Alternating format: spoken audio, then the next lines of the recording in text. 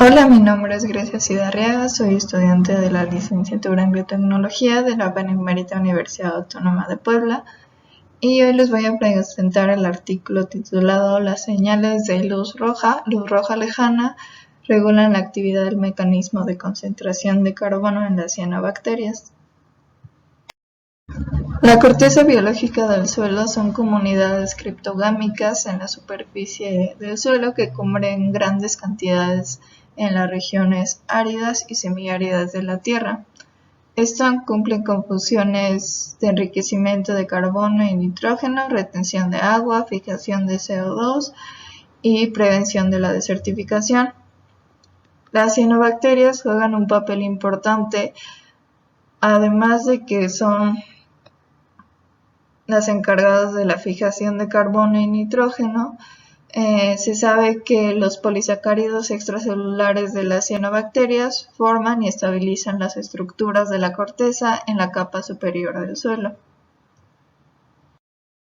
Las cianobacterias de la corteza biológica del suelo del desierto de Israel están sometidas a ciclos diarios de hidratación y deshidratación que afectan los niveles de carbono inorgánico en la corteza.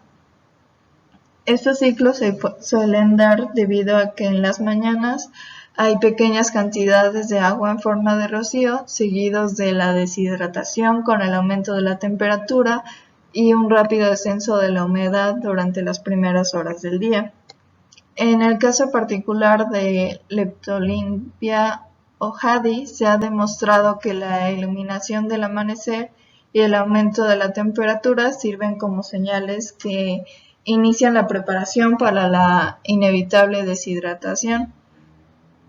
En este estudio se investigaron los efectos de diferentes estados de preaclimatación del carbono inorgánico y la luz roja lejana sobre la asimilación del carbono inorgánico y la tolerancia a la desecación en L. ojadi en condiciones naturales simuladas. Para esto, primero se llevó a cabo el crecimiento de los cultivos y preaclimatación a carbono inorgánico. Se cultivó L. ojadi y Cinecocystis, que es una matante no tolerante a la desecación, en placas de agar Bg11 a 30 grados Celsius bajo luz de diodo. Para simular un carbono inorgánico bajo, se realizó con burbujeo de aire ambiental, y para simular el carbono inorgánico alto se adicionó aire enriquecido al 5% con CO2. Para la deshidratación se utilizaron muestras de 0.25 miligramos de clorofila. Estas se transfirieron a filtros de fibra de vidrio y se colocaron en placas de agar al 1.5% durante la noche a 14 grados Celsius. Posteriormente se colocaron a aire ambiental y se inició el protocolo de deshidratación, simulando las condiciones naturales de la corteza biológica del suelo. Para la desecación se mantuvo una temperatura del suelo de 60 grados Celsius, una temperatura del aire de 45 grados Celsius y una intensidad de luz de 2000 micromols por metro cuadrado por segundo y una humedad relativa del 3 al 5% por 4 horas. El tratamiento con luz roja lejana se suplementaron los filtros que llevaban las células con luz roja lejana de 730 nanómetros. Para la caracterización de la reanimación se incubaron por la noche en medio Pg11 con burbujeo vigoroso del aire y se midió la tasa de intercambio de oxígeno de 20 microgramos de concentración celular de clorofila. A continuación se realizó la medición de afinidad fotosintética dependiente de carbono inorgánico durante la deshidratación y en condiciones líquidas. Para esta última, los cultivos se incubaron con medio Pg11 complementando con 10 milimolar de bicarbonato de sodio a 30 grados Celsius en la oscuridad durante la noche. Para observar la reversibilidad del efecto de la luz roja lejana, se expusieron las células a luz roja o a la luz blanca durante 1 hora adicional, agitándolas continuamente en un vaso abierto. Y para observar el efecto de la oscuridad, se incubaron las células durante toda la noche en la oscuridad y luego con luz durante 1 hora. Posteriormente se repitió este proceso. Para el análisis de metabolitos se realizó un análisis de cromatografía líquida, espectrometría de masa en tándem. En esta se llevó a cabo la extracción de los intermediarios solubles, luego los extractos secos se disolvieron y unificaron y finalmente se analizó el sobrenadante. En cuanto a la cuantificación del glucógeno, se utilizaron 200 microlitros de la mezcla digerida y se añadió 1 mililitro de reactivo autoluina para la determinación espectrofotométrica. Se utilizó una curva estándar de glucosa para calcular los contenidos de glucosa en la muestra. Y también se realizó un análisis de microscopía electrónica de transmisión. En los resultados se observó que las cianobacterias que tenían una cantidad de carbono inorgánico baja, que era del 0.04%, y que estaban expuestas a la luz roja lejana, se veía disminuida la tolerancia a la desecación, que va a ser la tercera barra que podemos ver en la imagen. Por otra parte, cuando se exponía a la luz roja lejana únicamente por 1 hora y luego se dejaba a la luz normal, se ve que continúa la fotosíntesis más o menos en un 40%, mientras que cuando no hay ninguna luz roja lejana, la fotosíntesis alcanza niveles de hasta el 70%. Por otra parte, a concentraciones altas de carbono inorgánico, que eran del 5%, se ve que se realiza una fotosíntesis de aproximadamente el 20% y cuando se aplica la luz roja lejana de forma continua, esta se ve disminuida a la mitad. Se realizaron perfiles metabólicos de LO-HADI en diversas condiciones de hidratación. Se compararon los niveles relativos de metabolitos primarios durante la deshidratación de esta cianobacteria preaclimatados a las condiciones de bajas y altas concentraciones de carbono inorgánico.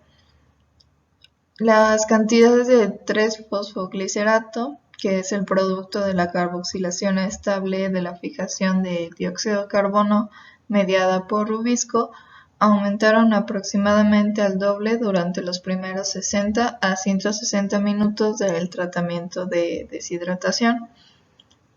Una de las diferencias más claras que podemos observar es que en el almacenamiento de carbono se puede ver que hay menor almacenamiento cuando hay cantidades altas de carbono inorgánico. De ahí le sigue las cianobacterias que tienen cantidades bajas de carbono inorgánico y finalmente las cianobacterias con bajas cantidades de carbono inorgánico y que además están expuestas a la luz roja lejana. Por otra parte, en la utilización de carbono se ve justamente lo contrario. Para las cianobacterias tratadas con altas cantidades de carbono inorgánico va a haber una mayor utilización de carbono, seguida de las cianobacterias con cantidades bajas de carbono inorgánico y después las que están tratadas con luz roja lejana.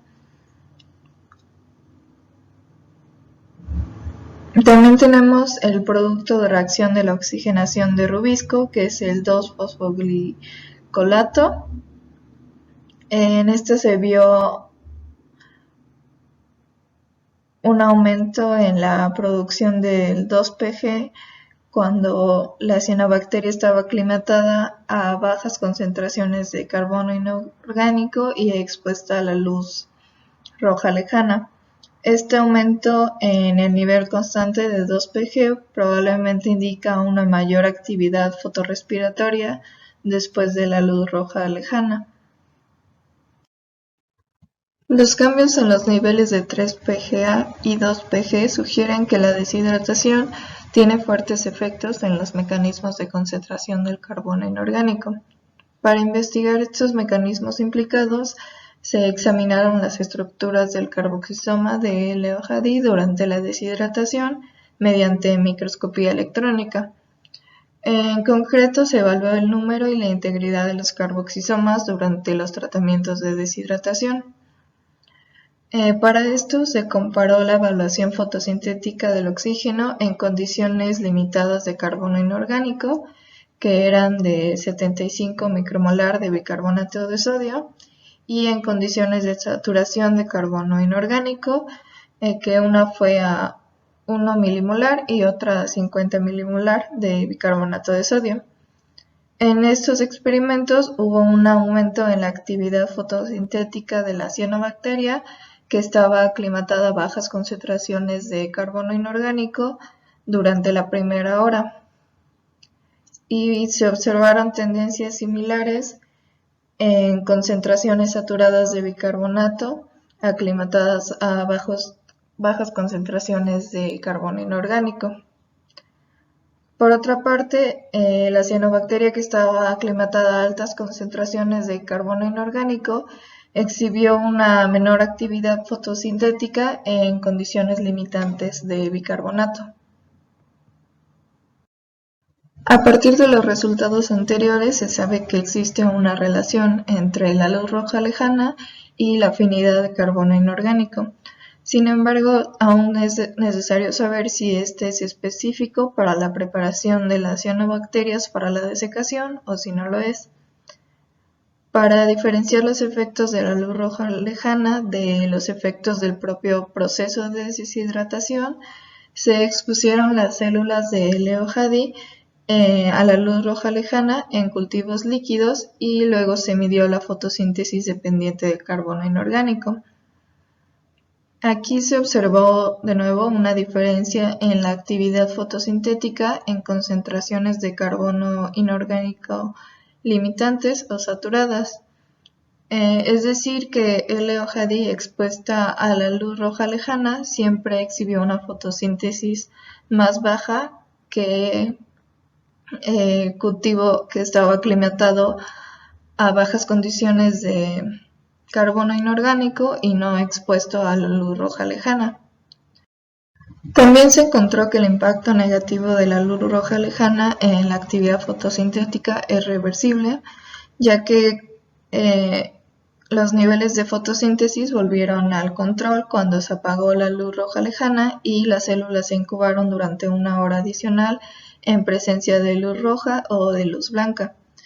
Estos resultados indican que la actividad fotosintética dependiente del carbono inorgánico cambia con la disponibilidad de la luz, y que la luz roja lejana podría tener un efecto similar al de la oscuridad en este proceso. Se cree que los fitocromos son los responsables de la conexión entre los efectos de las señales de luz roja lejana y la respuesta de carbono celular. Para probar esto se utilizó una mutante de Cinecocystis, que es una cianobacteria sensible a la desecación, en la que el gen que codifica el fitocromo principal, que es CPH1, está dañado, y con esto se probó la participación del fitocromo en la inhibición mediada por la luz roja lejana de la afinidad de carbono inorgánico fotosintético. Lo que se observó fue una baja afinidad en comparación con Cinecocystis del tipo silvestre, independientemente de si estaba expuesta a la luz roja lejana o si no lo estaba. Igual se midió una mayor actividad fotosintética de la mutante cuando las células aclimatadas a la oscuridad se exponían a la luz roja. Esta observación nos sugiere que los fotorreceptores sensibles a la luz roja lejana adicionales, como el CPH2, también son capaces de detectar inicialmente la señal de la luz roja y luego transducirla a CpH1. Esto sugiere que la modulación de la captación de carbono inorgánico inducida por la luz roja lejana, puede estar mediada por varios fotorreceptores. Por otra parte, se realizaron estudios con otra mutante de Cinecocystis para probar la participación del transportador de bicarbonato de sodio B en la inhibición mediada por la luz roja lejana de la afinidad de carbono inorgánico fotosintético. En esta mutante, el gen que codifica para la proteína reguladora está alterado. Lo que se observó fue que la reducción del metabolismo de carbono inducida por la luz roja lejana está mediada por un impacto negativo en la absorción de carbono inorgánico, ya que el efecto de la luz roja lejana no se observó en ausencia del regulador negativo del transportador de bicarbonato de sodio B. En este artículo se demostró que las señales luminosas activan un programa de aclimatación celular que incluye una secuencia de expresión génica definida que prepara a las cianobacterias que habitan en la corteza biológica del suelo para la deshidratación inminente.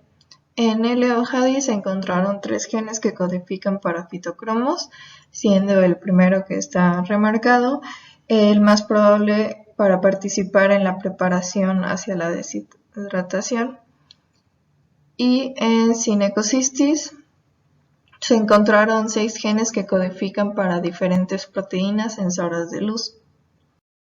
Otros puntos a resaltar de este artículo es que la aclimatación de L-Ohadi a condiciones de altas concentraciones de carbono inorgánico o su exposición a la luz roja lejana van a afectar negativamente a la actividad de los fotorreceptores sensibles a la luz roja lejana, reduciendo significativamente la capacidad de las células para resistir la desecación. Es por esto que los cambios en el metabolismo del carbono mediados por el carbono inorgánico y los fitocromos van a tener un papel importante en la tolerancia a la desecación. También se determinó que las señales luminosas desencadenan cambios en la relación de dióxido de carbono y oxígeno celular que afectan a la actividad de rubisco. Asimismo, la luz roja lejana tiene un efecto negativo sobre la actividad fotosintética de las cianobacterias independientemente de la deshidratación. Sin embargo, en el caso de L-Ohadi, que es una cianobacteria resistente a la desecación, se considera que esta reducción en la actividad fotosintética es parte del programa de aclimatación a la desecación. Finalmente, a manera de resumen, como podemos ver en esta imagen, cuando los fotosensores detectan una señal de luz roja o luz blanca, se transmite una cadena de transducción de señales al regulador negativo SBTB, que es el transportador de bicarbonato de sodio B. Esta señalización va a eliminar el impacto negativo de SBTB en la absorción de bicarbonato mediada por SBTA, lo cual va a llevar a una fotosíntesis de soporte. Por otro lado, en la oscuridad o en condiciones de luz roja lejana, la señal positiva mediada por fitocromos se bloquea, por lo que SBTB puede actuar como regulador negativo de la actividad de SBTA, cerrando la actividad del mecanismo de concentración de carbono inorgánico en condiciones no fotosintéticas. En las cianobacterias tolerantes a la desecación, la señalización de luz roja lejana se adapta para garantizar el equilibrio metabólico que da como resultado una alta tolerancia a la desecación.